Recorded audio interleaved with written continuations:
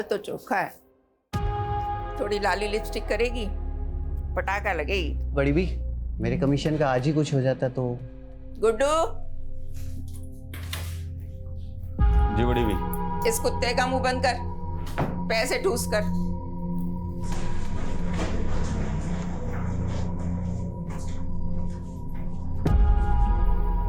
आज से ही काम शुरू करना है, तब तक यहीं रहना होगा, समझी? मुंह में जबान नहीं है क्या? भूख लगी है? खाना नहीं खाएगी तो रात भर कैसे टिकेगी? मैं खाना भिजवाती हूँ तुम्हारे लिए।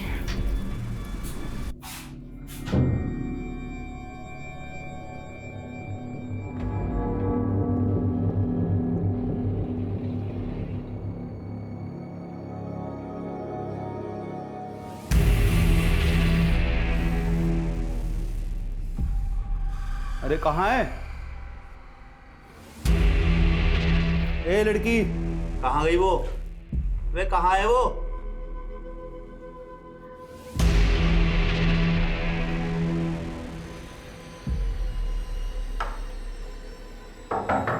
लड़की, ए लड़की, चल बड़ी भी, एकदम चुप। क्या हो गया? चल अंदर चल। कौन है तू? अब तेरा बड़े घर जाने का टाइम आ गया। यादव, शिलादा सेफ है, जल्दी से आ जाओ। अरे मैडम जी, हम तो सोशल वर्कर हैं, गरीब बच्चियों को काम दिलाते हैं। आपको कोई गलतफहमी हुई है। चुप! तेरा पूरा काला चिट्ठा है हमारे पास। इन दोनों को लेके जाओ और तब तक तोड़ो जब तक लाठी और हड्डी में से एक टूट ना जाए। चल लेके जाओ। चल चल चल निकल, चल चल थाने।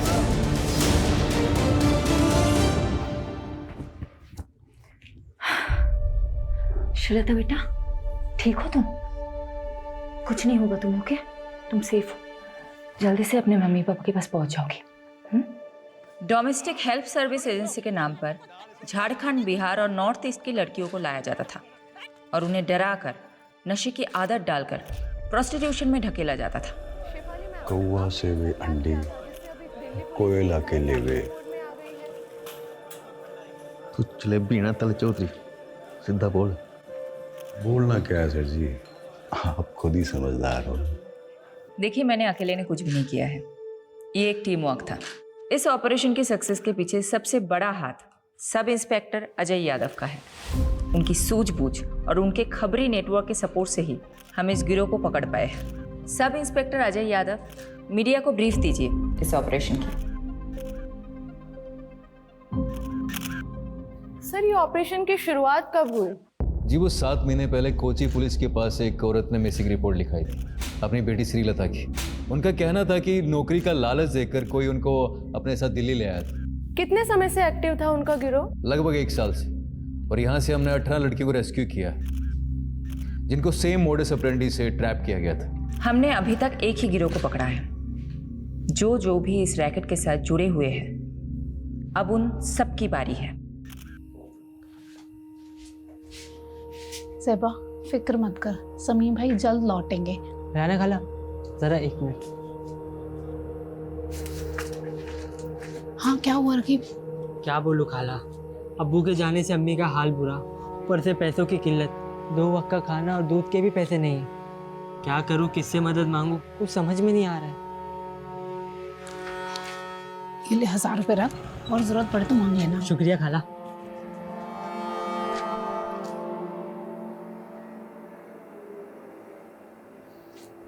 अजीज, शमीम का कुछ पता चला क्या? पुलिस ने कहा है कि वो पता लगाएगी शमीम का। वैसे मुझे नहीं लगता वो लोग कुछ करेंगे।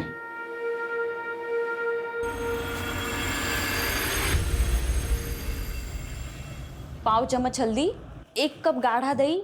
दिखाइए तो क्या क्या लिखा। ये देखो। अरे मैडम, ये क्या लिख दिया आपने?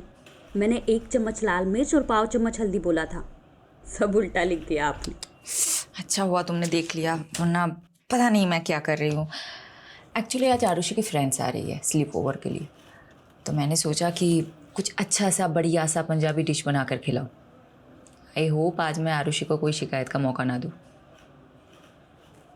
अच्छा, श्रीलता को मेडिकल एग्जामिनेशन के लिए भेजा था, रिपोर्ट्स आई? जी मैडम, कल शाम को नहीं हुआ था उसके साथ, बट काफ़ी मात्रा में उसको ड्रग्स दिए गए थे। डॉक्टर ने बोला है कि 2-3 दिन ऑब्जर्वेशन में रखेंगे। चलो मैं रेसिपी ख़त्म करती हूँ।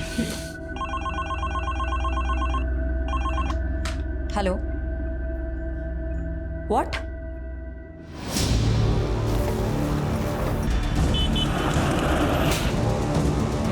नहीं मैडम जी। चला कि पोस्टमार्टम के लिए गाड़ी को बुलाया कि नहीं? हाँ बोला सर। बोल दिया ना? कब तक आ रहा है? बस 10 मिनट बाद। फिर चेक कर लेगा। दी, देखो मैंने लाइट ऑन कर दी, कैसा लग रहा है? Very good Rohan. जब तू बड़ा होगा तेरे फ्रेंड स्लीप ओवर के लिए आएगा ना, मैं अभी चुपचाप लिविंग रूम में चली जाऊंगी। Living room? मैं क्यों जाऊं लिविंग रूम में? एक ही रात की तो बात है रोहन। मैंने इतनी मेहनत की हमारा रूम साफ करने में, मैं नहीं जाऊंगा कहीं भी। ए चैंप, तू एक काम कर, तू ना मेरे रूम में आ जा। ये लोग गर्ल्स नाइट आउट करेंगे तो हम भी बॉयज नाइट आउट करेंगे। मतलब मम्मी आज फिर से डिच करने वाली है? एक और झूठा प्रॉमिस किया मम्मी ने। जाने देना आरू, ये सोच कि तेरी फ्रेंड कितनी लकी है। अगर तेरी मॉम होती तो वो फिर से नई पंजाबी डिश ट्राई करती और हम लोगों को खिलाती, और हमें भी छोटी मोटी तारीफ करनी पड़ती। अभी एक काम करते, तुम लोगों का रूम फिर से सेट करते। ओके, चलो चलो चलो चलो। क्राइम सीन के पास और कुछ नहीं मिला, मर्डर वेपन भी नहीं। मैडम, पोस्टमार्टम रिपोर्ट आ गई। तो विक्टिम की उम्र 45 से 50 के बीच में, और हाँ, उसका खतना भी हुआ था। मतलब मुस्लिम था? और बॉडी पे 10 से ज़्यादा घाव थे। तो घाव को देख के ऐसा लगता है जैसे तेज़दार शूबे से खे गए। मर्डर कब हुआ होगा? बॉडी तो काफ़ी सड़ चुकी है, देख के लगता है 4 से 5 दिन तो हो ही क्यों। मैडम एक काम करता हूँ, विक्टिम के डिस्क्रिप्शन से मेल खाती हुई मिसिंग रिपोर्ट में आसपास के थाने में चेक करवाता हूँ। वैसे मैडम, मैं एक बात बताना भूल गई। हॉस्पिटल से कॉल आया था, श्रीलता की हालत अब काफ़ी बेहतर है। 1-2 दिन में डिस्चार्ज मिल जाएगा और परसों की ट्रेन है उसकी। पारुल, एक काम करना, कल तुम श्रीलता से मिलना। और ये लो, इस पैसों से उसे एक मोबाइल खरीद देना। और परसों तुम खुद जाना उसे स्टेशन छोड़ने। ओके? शेल्टर होम की केयरटेकर जाने वाली मैडम। फिर भी जाना है तुम्हें। यादव सर ना सही कहते हैं, आप हर केस को काफ़ी पर्सनली क्यों ले लेते हो? जब तुम खुद माँ बनोगी तब समझ जाओगी। किस्मत साथ दे रही है हमारा इस केस में। ओके, विक्टिम की डिस्क्रिप्शन से मेल खाती हुई मिसिंग रिपोर्ट हमें मिल गई। डिटेल्स बताना। डिटेल्स मैम, 6 दिन पहले नॉर्थ दिल्ली के निर्मल नगर थाने में शमीम खान नाम के एक आदमी की मिसिंग रिपोर्ट लिखाई गई थी। उम्र 45 साल, बीवी और बच्चे के साथ रहता था। बीवी और बच्चे का नाम क्या है? बीवी का नाम ज़ेबा है और बच्चे का नाम रकीब।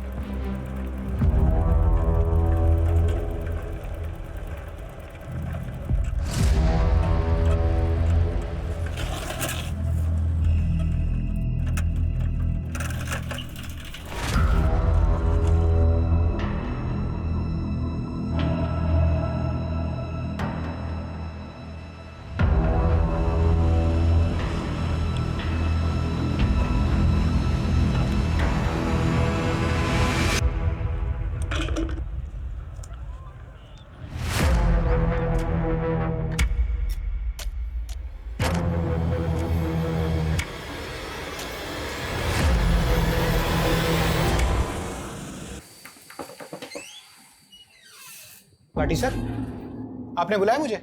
इधर आ, ये देख जरा। क्या हुआ सर? धोखा है मेरे साथ? धोखा नहीं सर, मैं तो रोज 9 घंटे की पाली खत्म करके ही निकलता हूँ। ये तो झूठ बोलता है। नहीं सर। ऊपर से काम चोरी करता है। अब ध्यान रख ले, अगले 1 महीने तक तूने ओवर टाइम करके मेरा हिसाब पूरा करना है। अगर कुछ गड़बड़ हुई तो याद रख, तेरा वही हाल होगा जो शमीम का हुआ था।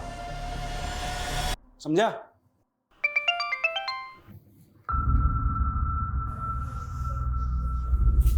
ये क्या है?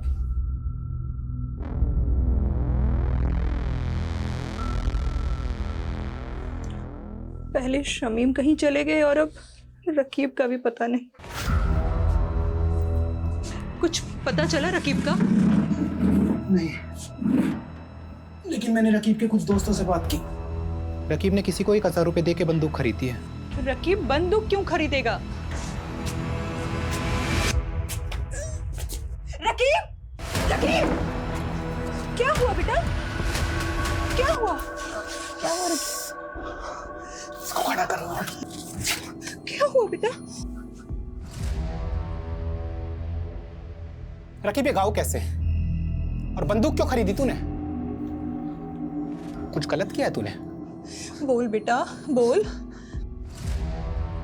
कहीं इन सब का ताल्लुक शमीम भाई के गायब होने से तो नहीं है? क्या जानता है तू शमीम भाई के बारे में?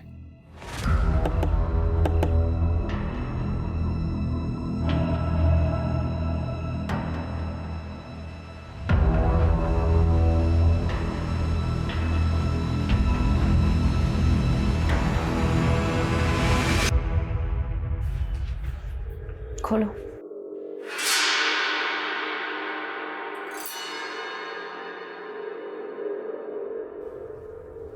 नहीं, ये मेरे शोहर नहीं है। ये शमीम भाई नहीं है मैडम। चलो ज़ेबा। रुकिए। सोलंकी। लाश पे ये कपड़े थे।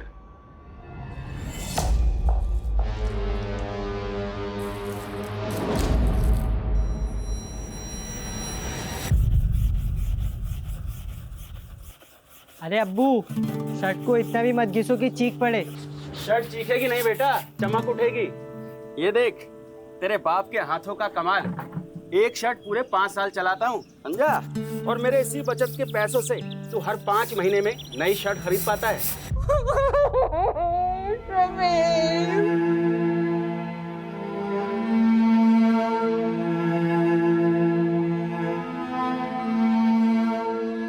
देखिए, मैं जानती हूँ ये सही समय नहीं है बात करने का, लेकिन शमीम की हत्या हुई थी और हत्या को 6 दिन हो चुके हैं। शमीम की किसी के साथ अनबन, झगड़ा, कुछ भी? ऐसा कभी कुछ नहीं हुआ था।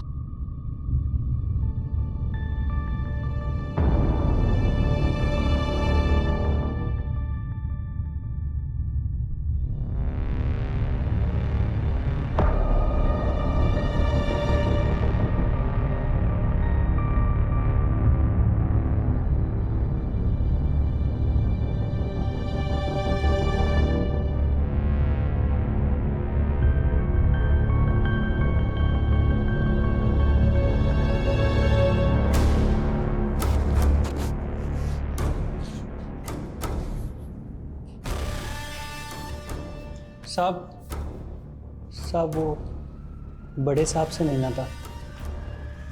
नाम क्या है तुम्हारा? बाबू। बाबू पक्का यही था वो? कितनी बार बताया साहब, 100% यही था। 2 आदमियों ने इसे पीछे से पकड़ रखा था और एक आदमी जानता भी नहीं, और फिर पुलिस स्टेशन में आने से हर कोई डरता भी तो है। तो फिर बाबू अचानक तेरी अंतरात्मा कैसे जागे?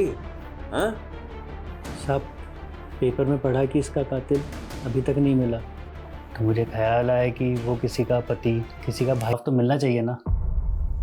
पर मैं मुझे किसी लफड़े में नहीं फंसना। बाबू, मेरी बात अच्छे से सुनो जी। इस शमीम को 3 लोगों ने मारा है। उनका हुलिया पहचान सकते हो? चित्र बनवा सकते हो? शक्ल तो याद है मुझे मैम, रोज रात को सपने में आते हैं तीनों कमीने।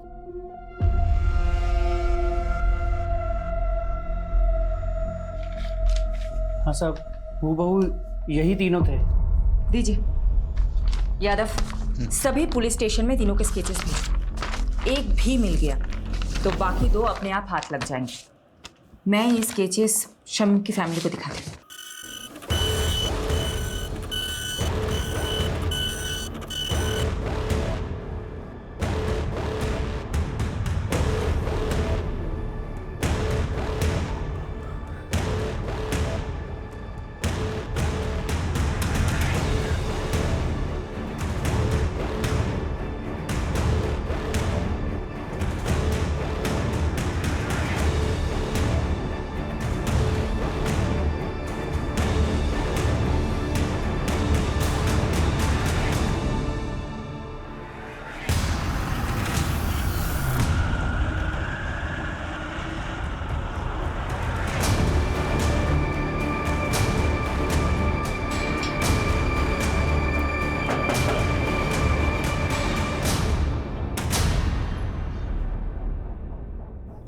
ज़ेबा, तुमने हमें बताया था कि शमीम की किसी के साथ दुश्मनी नहीं है, लेकिन हमें एक आई विटनेस मिला है जिसने 3 लोगों को शमीम को मारते हुए देखा था।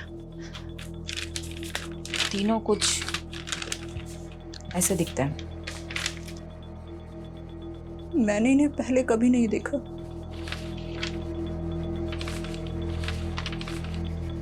जिस रात शमीम गए थे तभी मुझे अजीब लग रहा था। मैंने उनसे पूछा भी था, ये इतनी रात को कहाँ जा रहे हैं? ज्यादा सवाल मत करो सेवा, जल्दी ही आ जाऊंगा, तुम चुपचाप सो जाओ।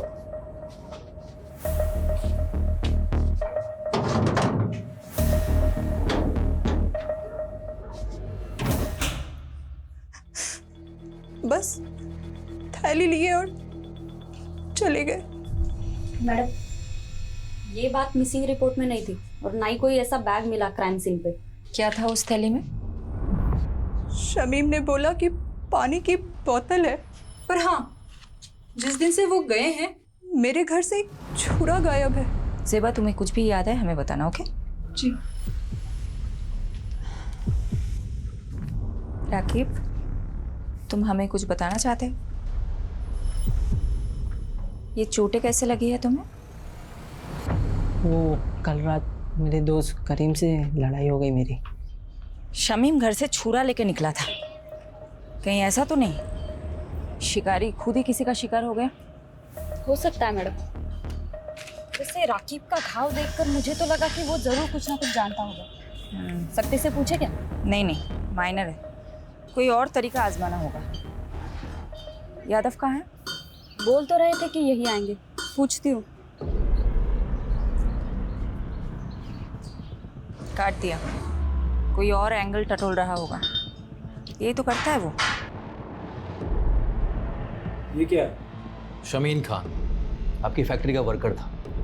इन तीनों में से किसी एक ने उसको मारा हो सकता है। तो इन तीनों में से आपकी फैक्ट्री का कोई था, आप जानते होंगे? 150 वर्कर है मेरी फैक्ट्री में। सबकी शक्ल ना मुझे याद रहती है ना मुझे याद रखनी है। कहीं ऐसा तो नहीं आपने इन तीनों लोगों को शमीम खान को मारने की सुपारी दी थी? मैंने तो ऐसा भी सुना है कि आप अपने फैक्ट्रीज के वर्कर्स को मारते भी हैं। ए इंस्पेक्टर, ज्यादा मत उड़, तू जानता नहीं मैं कौन हूं। पुलिस वाले को तो हो सकता है। बहुत अकड़ ना तेरे में, आज सब निकालता हूं। चल चल।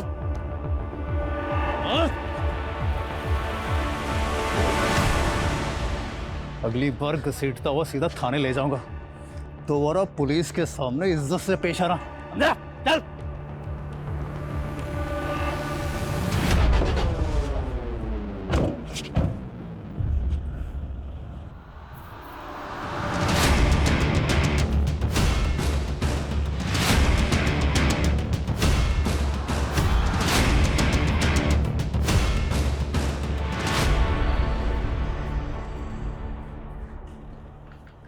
श्रीलता की रात की ट्रेन है ना?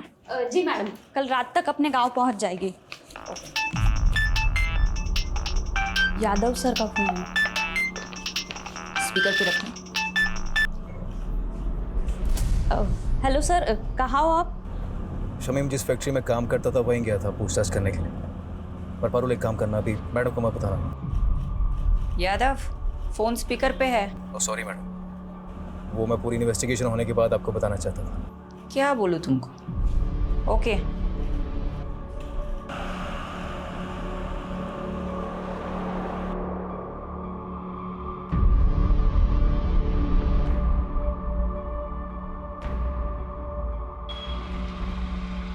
तो देखा क्या? हाँ सर, देखा देखा सा तो लग रहा है।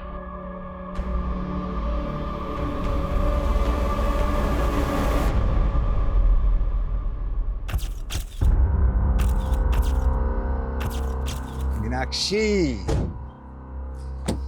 I'm gonna miss you. उम्र 55 की, लेकिन दिल बचपन का है तुम्हारा। 2 दिन के लिए तो जा रहे हो, महीनों के लिए नहीं। हाँ, लेकिन शादी के इतने सालों में भी 2 दिन भी मैं तुमसे दूर कहाँ रहा हूँ कभी। डॉक्टर हर्षवर्धन, मैं तो रेडी थी सूरत जाने के लिए, तुम ही ने तो मना किया ना। अब 2 दिन के लिए तुम मेडिकल कॉन्फ्रेंस में जाके क्या करती? नेक्स्ट मंथ मॉरिशस में एक मेडिकल सेमिनार है, उसमें चलेंगे ना साथ? ठीक है, चल बाय।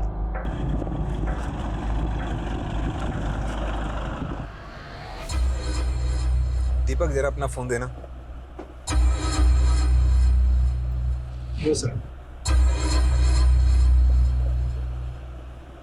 हाँ, मैं बोल रहा हूँ, दीपक के फोन से बात कर रहा हूँ।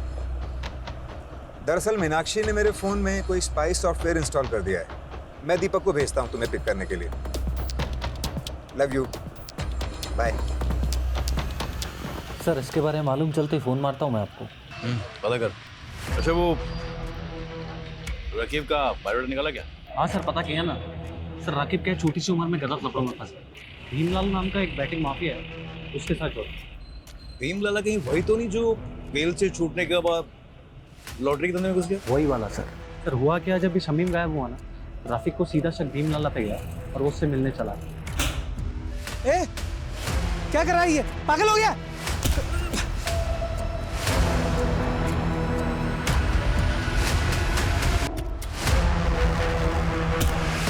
सर मारने गया था, मार खा के आ गया। सब मेरी गलती, मेरी वजह से अब्बू की जान गई। मुझे ऑनलाइन गेम की लत लग गई थी, जिसमें आप बहुत सारे पैसे कमा सकते हो। भीमलाल अपना मोबाइल और पैसे देता था मुझे गेम खेलने के लिए। ज़्यादा पैसे कमाने की लालच में 2 लाख रुपए कर्ज हो गए मुझ पर। भीमलाला पैसों की वसूली के लिए हमारे पीछे पड़ गया था। उस दौरान अब्बू अजीज अंकल के साथ बिजनेस शुरू करने का प्लान बना रहे थे। अजीज अंकल के दिए हुए 60,000 रुपये मैंने चुरा लिए और भीमलाला को दे दिए। बस बाकी के 1,40,000 कब देगा? वही ब्याज के साथ? दे दूंगा, जल्दी दे दूंगा। लेकिन अब्बू को पता चल गया कि वो पैसे मैंने लिए। बता क्या क्या तूने पैसे? बताता क्यों नहीं? क्या क्या? अरे तू हट! मुझे माफ तेरी वजह से। क्या जवाब दूं अजीज भाई को? बोल। मुझे माफ कर दो अब्बू, मारो मुझे, मारो, मैं बहुत बुरा हूँ अब्बू, मुझे मारो। क्या कर रहा है? क्या कर रहा है? पागल हो गया है क्या? सुन बेटा, क्या हुआ है? हाँ, हमें बता क्या हुआ है, हम कोई तरकीब निकालेंगे। बोल बेटा। लाला जी, मैं धीरे धीरे आपका सारा कर्ज चुका दूंगा। धीरे धीरे नहीं, जल्दी जल्दी। 15,000 रुपये महीना चाहिए मेरे को तेरे से। तू 15,000? पर लाला जी इतनी तो मेरी कमाई भी नहीं है, कहाँ से लाऊंगा मैं 15,000? ठीक है, हर महीने 5,000 रुपये, उससे 1 पैसा कम नहीं। अब्बू ने कई महीने तक पैसे दिए, लेकिन फिर भी काफ़ी रकम बाकी थी। उसका ब्याज बढ़ता ही जा रहा था। क्या उस रात शमीम लाला को माने उसके घर गया था क्या?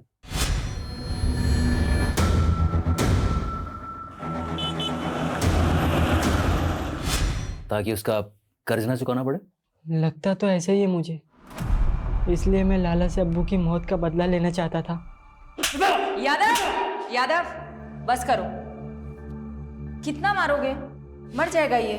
देखो लाला, ये बहुत जिद्दी है, इसलिए तुम्हारे लिए यही अच्छा होगा कि तुम सब सच बता दो, नहीं तो ये तुम्हें मारता ही रहेगा। मैंने नहीं मारा शमीम को, आप खुद ही सोचो। सोने का अंडा देने वाली मुर्गी थी वो, मैं उसे क्यों मारूंगा भला? क्योंकि शमीम तुम्हें मारने आया था, इसलिए तुमने अपने उन 3 साथियों के जरिए उसे मरवा दिया। मैडम, ये देखो। मैं इन तीनों को नहीं जानता। लगता है जैसे इसे मारने का शौक है, तुम्हें मार खाने का शौक है। ठीक है, करते रहो अपने अपने शौक पूरे। चलो चालू हो जाओ।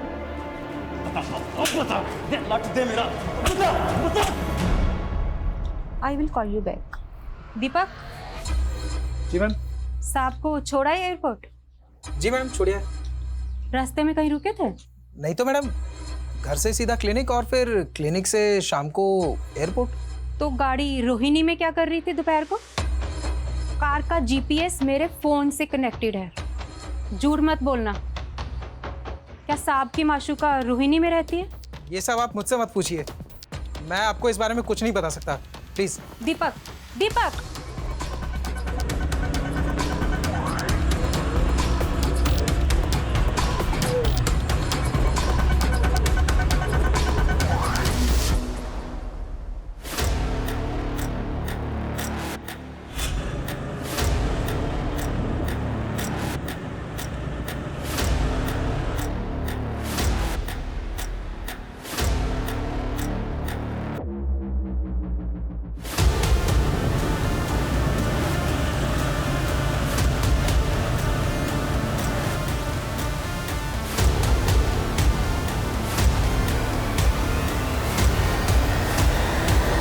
मैडम जी, हम गंगा मैया की कसम खा के कहते हैं, हमने किसी शमीम को नहीं मारा। झूठ मत बोल। हमारे पास चश्मदीद गवाह है जिसने तुझे शमीम का मर्डर करते हुए देखा है, और तेरे साथ ये दोनों थे। कौन है ये दोनों? मैं नहीं जानता मैडम, और जब हमने खून ही नहीं किया है तो देखा किसने? सपने में। गुनाह कबूल करने में जितना टाइम लगाएगा ना, तेरे लिए मुश्किल उतनी बढ़ती जाएगी। मैडम जी, हम रिक्शा चलाकर गुजारा करते हैं और हमने आज तक कोई गलत काम नहीं किया है, और आप तो हम पे सीधा मर्डर का आरोप लगा रहे हैं। मैडम,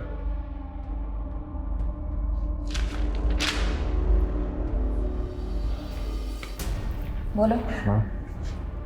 जीतू के बारे में पता किया मैंने, उसकी मौले से काफ़ी शरीफ आदमी है, कोई क्रिमिनल रिकॉर्ड भी नहीं है इसे।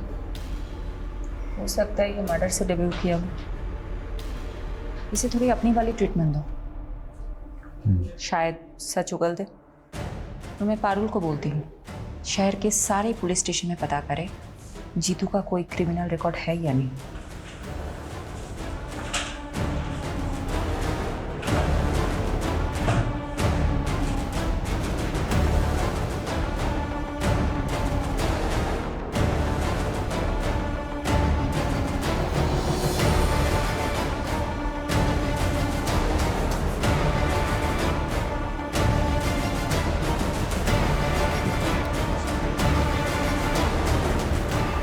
सर, यही है वो विभूति प्रसाद।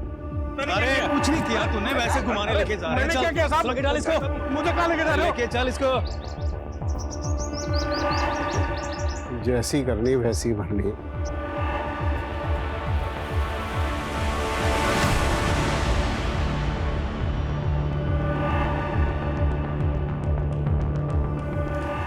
मैम, यही है वो आदमी जिसने उसको चाकू मारा था।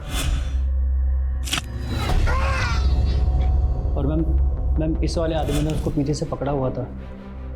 मैम, वो तीसरा आदमी मिला क्या? वो भी मिल जाएगा। मैम, मेरा कहीं नाम तो नहीं आएगा ना? फिक्र मत करो, तुम जा सकते हो बाबू। जी मैम। मैडम, विभूति प्रसाद एक नंबर का बदमाश आदमी है। कुछ महीनों पहले ये थाने में अपनी मिसिंग बाइक की कंप्लेंट करने आया था। सब रुकिए साहब, यही करो शुरू। सर, ये झूठ बोल रहे हैं। हमने कोई बाइक चोरी नहीं की, बल्कि यही हमें परेशान करता रहता है। साहब, ये एक नंबर का झूठा है साहब। क्या सबूत है तुम्हारे पास? सबूत है हमारे पास, ये देखिए। ये आप ही का बेटा है ना? हाँ सर। बुलाइए इसे। साहब, ये झूठ बोल रहे हैं। इनकी बाइक रास्ते में खड़ी थी, वो तो मैंने बस साइड कर दी। बाइक तो चोरी हुई है ना, और आखिरी बार बाइक के साथ आपके लड़के को देखा गया था, इसलिए पूछताछ के लिए इसे हमें थाने ले जाना पड़ेगा। चलो। मैडम, वो बाइक तो बाद में मिल गई, लेकिन कुछ दिनों बाद विभूति फिर से आया। साहब, मार डाला, देखिए ना, पता नहीं कौन से जन्म का बदला ले रहे हैं बाप बेटा मुझसे। ये क्या नाटक है विभूति? नाटक नहीं, अटैक हुआ मेरे पे, अटैक इसके बेटे ने किया है साहब। सर, ये झूठ बोल रहा है। पहले भी इसने मेरे बेटे को फंसाया, अब दोबारा फंसा रहा है मेरे बेटे को। देखिए अनिल जी, डॉक्टर ने इन्हें एग्जामिन किया है और इसीलिए हम लोग यहाँ पर आए हैं। हमें आपके बेटे से कुछ पूछताछ करनी है, बुलाइए उसे। सर, वो घर पे नहीं है। आप अपना तलाशी लीजिए अंदर। वो घर पे नहीं है, मेरा यकीन कीजिए। ठीक है, वो जैसे ही घर पर आए भेजो उसे हमारे पास। जी। इन्वेस्टिगेशन से पता चला कि अनिल और उसका बेटा वाकई शरीफ आदमी है, लेकिन ये विभूति एक नंबर का सरफिरा है। ये विभूति उन लोगों को क्यों परेशान कर रहा था? दरअसल मैडम, ये अनिल और उसके बेटे की जमीन हथियाना चाहता था, वो भी सस्ते दामों में, और अनिल उसे बेचना नहीं चाहता था। बस तभी उसने ये ड्रामा खेला। कौन तीसरा साथी? क्या कह रहे हो आप? देख विभूति, सीधी तरह बता दे, शमीम के खून में तेरे और जीतू के अलावा वो तीसरा बंदा कौन था? वरना बहुत पीटेगा तू। हाथ मत लगाना मुझे, वरना पूरे डिपार्टमेंट को कोर्ट में घसीटूंगा मैं। तू यहाँ से जाएगा तब ना। तुझे क्या लगता है झूठा केस फाइल करना सिर्फ तुझे ही आता है? हम भी कर सकते हैं। मैडम, फोन है आपके लिए। हेलो। शिफाली दी, मैं श्रीलता। श्रीलता, कैसी हो तुम? मैं ठीक हूँ, थैंक यू दीदी। ये लीजिए, अम्मा से बात कीजिए। मैडम, आप हमारे लिए भगवान, आपका बहुत बहुत थैंक यू। अरे आप मुझे थैंक यू मत बोलिए, आप बस अपना और श्रीलता का ख्याल रखिए, उसे खूब पढ़ाइए। मैं आपके टच में रहूंगी। जी मैडम। बाय। हाँ यादव बोलो। मैडम स्केच वाले तीसरे बंदे का पता चल गया। मैं घसीटते हुए उसे थाने लेकर आता हूँ, आप वेट कीजिएगा। बस बस बस यही है सर। ठीक है यही बन सर, एक बार आप बंदे को देख लीजिए फिर दे दीजिए। क्यों, क्या हुआ? स्केच से शक्ल तो मिलती है ना? स्केच से शक्ल तो हूबहू मिलती है, तो लेकिन फिर भी मुझे डाउट हो रहा है सर। क्या मतलब, कोई डाउट है क्या? अब सर आप खुद ही देख लीजिए। क्या बकवास है ये? आप कह रहे हैं कि मैंने, डॉक्टर हर्षवर्धन ने एक फैक्ट्री वर्कर का कत्ल किया है, वो भी किसी सिरफिरे और ऑटो रिक्शा वाले के साथ मिलकर? देखिए डॉक्टर हर्षवर्धन, हमारे पास आपके खिलाफ सबूत हैं। आप जानते हैं हम किससे बात कर रहे हैं? देखिए, अब जो भी है, हम सिर्फ अपना प्रोसीजर फॉलो कर रहे हैं। ठीक है, तो अब मैं प्रोसीजर ही फॉलो करूंगा, और अब मैं नहीं, मेरा लॉयर आपसे बात करेगा।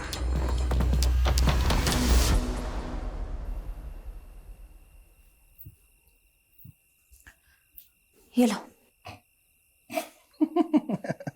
हाँ हाँ, सब हंस रहे हैं मुझ पर, तुम भी हंस लो। सॉरी शिफाली, लेकिन ये तुम्हारा यादव है ना, जोश में होश को बैठता है। गलती सबसे होती है, इट्स ओके। ये गलती नहीं, ब्लंडर था। सीमोन किसी आई विटनेस ने बोल दिया और तुम लोग शहर के नामी डॉक्टर हर्षवर्धन को अरेस्ट करने के लिए निकल पड़े। क्या फायदा हुआ? 5 मिनट में उसका वकील उसकी बेल करा के चला गया। तुम वकील लोग ना कभी पुलिस की प्रॉब्लम नहीं समझोगे। तुम लोगों को मजा आता है कानून के लूप होल्स को निकाल के मुजरिम को बचाने में। तो अब तुमने ये डिसाइड कर लिया कि डॉक्टर हर्षवर्धन मुजरिम है? नहीं नहीं, मैं एक जेनरिक बात कर रही थी। देखो, डॉक्टर हर्षवर्धन को हमने पूछताछ के लिए बुलाया, उसका एक बेस था, एक आई विटनेस है जिसने सस्पेक्ट का स्केच बनवाया है। वो हुलिया बिल्कुल मैच करता है डॉक्टर हर्षवर्धन से। इस ब्लाइंड केस में ये एक ही तो स्ट्रॉन्ग पॉइंट है हमारे पास। एक second,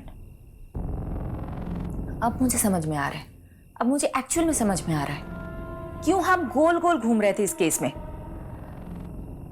thank you for your help. Sorry madam, मेरी वजह से आपको कमिश्नर सर से बात सुननी पड़ी। यादव, ये सब कुछ छोड़ो। पारुल, मुझे इतना बताओ, विभूति प्रसाद, ऑटो ड्राइवर जीतू और डॉक्टर हर्षवर्धन, इन तीनों के कॉल रिकॉर्ड्स चेक किए? जी मैडम, शक करने वाली कोई बात नहीं मिली।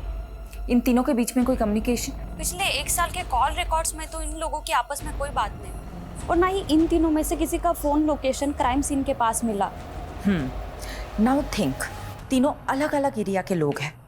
इन तीनों का आपस में या शमीम के साथ दूर दूर तक कोई कनेक्शन नहीं मिला। इन तीनों को शमीम से जोड़ने वाला एक ही इंसान है, बाबू। और एक खास बात, ये आई विटनेस बाबू खुद चलकर हमारे पास आया था, राइट?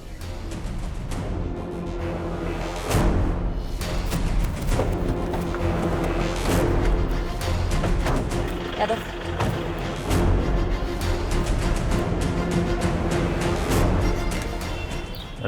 आसपास पता करो बाबू कहाँ है।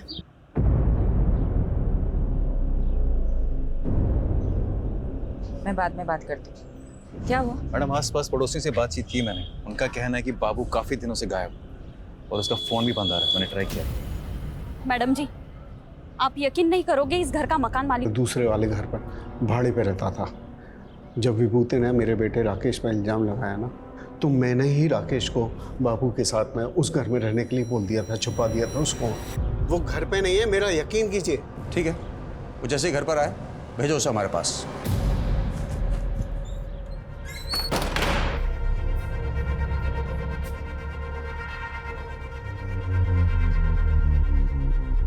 राकेश, तुम जहाँ हो वहीं रहना, तुम अभी घर मत आना। फिर मैडम, राकेश ने बाबू को विभूति के बारे में सब कुछ बता दिया कि वो कैसे हमको तंग करता था। बाबू ने हमको कहा कि वो हमारी मदद करेगा, और बाबू ने झूठी गवाही दी ताकि विभूति पर खून का इल्जाम लग जाए और आप उसे सबक सिखा सके, राइट? जी हाँ मैडम, लेकिन मैडम आप नहीं जानती कि विभूति ने हमको किस कदर तंग करके रखा हुआ था। अच्छा, ये बात बताओ, बाबू ने फोकट में मदद की तुम्हारी? जी मैडम। ये बाबू कहाँ है? मैडम पता नहीं, 3-4 दिन से घर बंद करके कहीं गायब हो गया मैडम।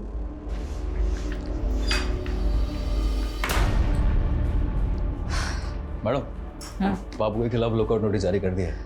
एक बात मेरी समझ में नहीं आ रही, ये बाबू अनिल की मदद करने के लिए मर्डर केस में झूठा बयान देने जितना बड़ा रिस्क क्यों लेगा? मैडम, हो सकता है बाबू शमीम के मर्डर में इन्वॉल्व हो और खुद गवाही देकर अपने शक की पॉसिबिलिटी खत्म करना चाहता हो। पॉसिबिलिटी है। तो बाबू और शमीम का क्या कनेक्शन है? ढूंढते हैं, कुछ तो निकलेगा। मैडम जी, बाबू के पुराने रिकॉर्ड्स चेक कर रही थी। आज से ठीक 5 महीने पहले तक वो फरीदपुर सिकंदराबाद में रहता था। शायद वहां से कुछ इन्फॉर्मेशन मिले।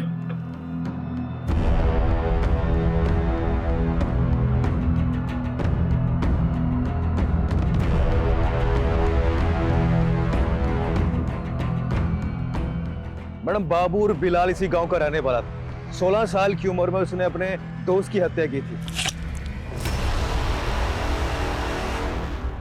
तब से वो गांव छोड़ के फरार हो गया था। सबूत ना होने की वजह से आरोप कभी साबित ही नहीं हो पाया और आज तक ये नहीं पता चल पाया कि बाबू ने अपने दोस्त को मारा क्यों।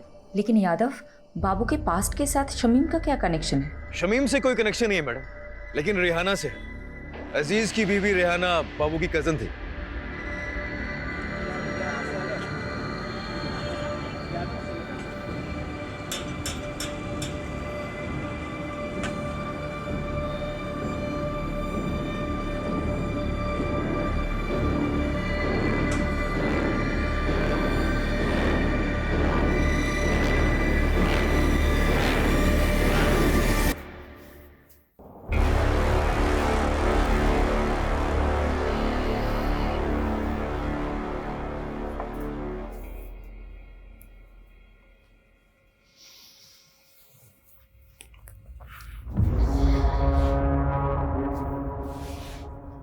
बस ज़ेबा, कब तक ऐसा चलेगा?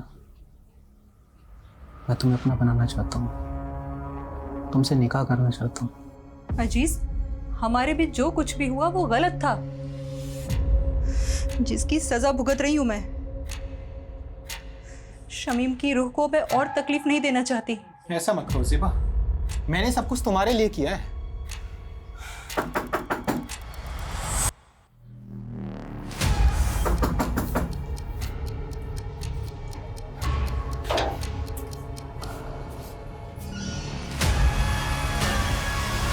अजीज, चल अब आगे की खातिरदारी तेरी जेल में करते।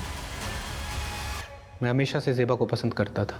जब भीम लाला ने शमीम से पैसे हटने शुरू किए तो शमीम काफ़ी चिड़चिड़ा रहने लगा था। वो बात बात पर गुस्सा करता था।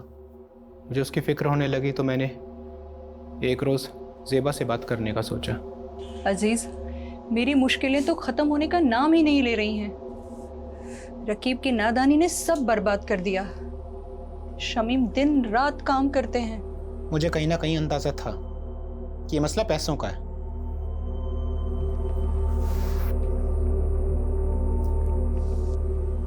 ये रखो, रखो इसको। और हाँ, ना ये कर्ज है ना एहसान। हम धीरे धीरे नजदीक आ रहे थे। ज़ेबा भी मुझे पसंद करने लगी थी। लेकिन एक दिन शमीम को सब पता चल गया। ज़ेबा, ज़ेबा, दरवाजा खोल, दरवाजा खोल ज़ेबा। अजीज, शमीम, मुझे माफ कर दीजिए, मैं आपके हाथ जोड़ती हूँ। गलती हो गई शमीम, माफ कर दीजिए, हमसे बहुत बड़ी गलती हो गई, माफ कर दीजिए शमीम। उस दिन के बाद से सब खत्म हो गया था।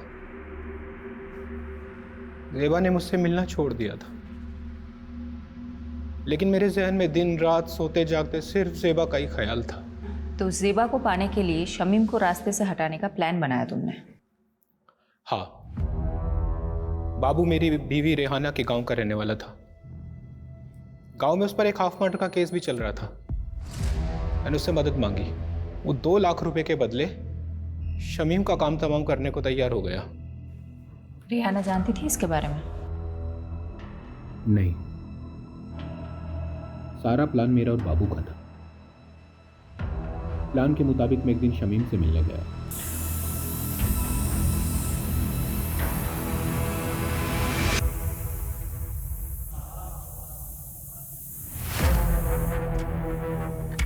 शमीम भाई, मैं अपनी गलती पे बहुत शर्मिंदा हूँ, इसीलिए मैंने शहर छोड़कर हमेशा के लिए मुंबई जाने का फैसला किया है। इसके बाद मैं अपनी शक्ल आपको कभी नहीं दिखाऊंगा। बस जाने से पहले दिल खोलकर आपसे बात करना चाहता था। क्या आप मुझसे मिलने आएंगे एक बार? जरूर आऊंगा जी। मेरी तरह शमीम के मन में भी साजिश बन रही थी। उसने जो देखा था वो भूल नहीं पा रहा था। वो भी मेरी जान का प्यासा था।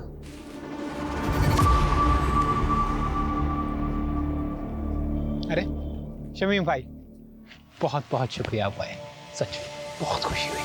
पर अब अफसोस कि एक ना एक दिन आप हम तक जरूर पहुंचोगे, इसीलिए बाबू ने आई विटनेस बनने का प्लान बनाया ताकि आपको भटका सकें। बाबू ने विभूति प्रसाद, जीतू और डॉक्टर हर्षवर्धन का नाम क्यों लिया था? ऐसा कुछ सोचा नहीं था। बाबू के दिमाग में जो हुलिया आया वो बयां करता चला गया। इरादा सिर्फ आपको भटकाने का था।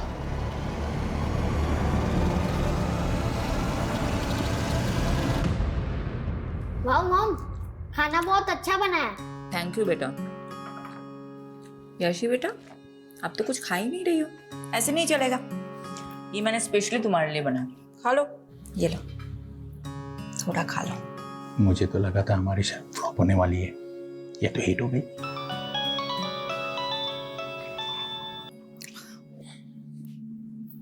हाँ यादव, बोलो। मैडम, बाबू पकड़ा गया, माऊ में जाकर छिपा था। उसने बताया जीतू और डॉक्टर हर्षवर्धन का नाम क्यों लिया था? बदला लेने के लिए। बड़ी अजीब कहानी है मैडम। बाबू जब पहली बार शहर आया था तो उसने जीतू का रिक्शा लिया था और सिर्फ 15 रुपए के लिए दोनों में बहस हो गई। क्या 15 रुपए के लिए बाबू ने जीतू को मर्डर केस में फंसाया? जी मैडम, और डॉक्टर हर्षवर्धन के क्लिनिक में बाबू ने उसकी नर्स को छेड़ दिया था, जिसलिए डॉक्टर हर्षवर्धन ने उसको बहुत जलील किया था सबके सामने, और उसका बदला लेने के लिए उसने डॉक्टर हर्षवर्धन को बलि का बकरा बना दिया इस मर्डर केस में। लोग कितनी छोटी बात गांठ बात लेते हैं। चलो अच्छा है, ये केस तो सॉल्व हुआ। अब मैं चैन से अपनी फैमिली के साथ खाना खा सकती हूँ। अरे बिल्कुल madam. Good job Yadav. Thank you madam. Bye.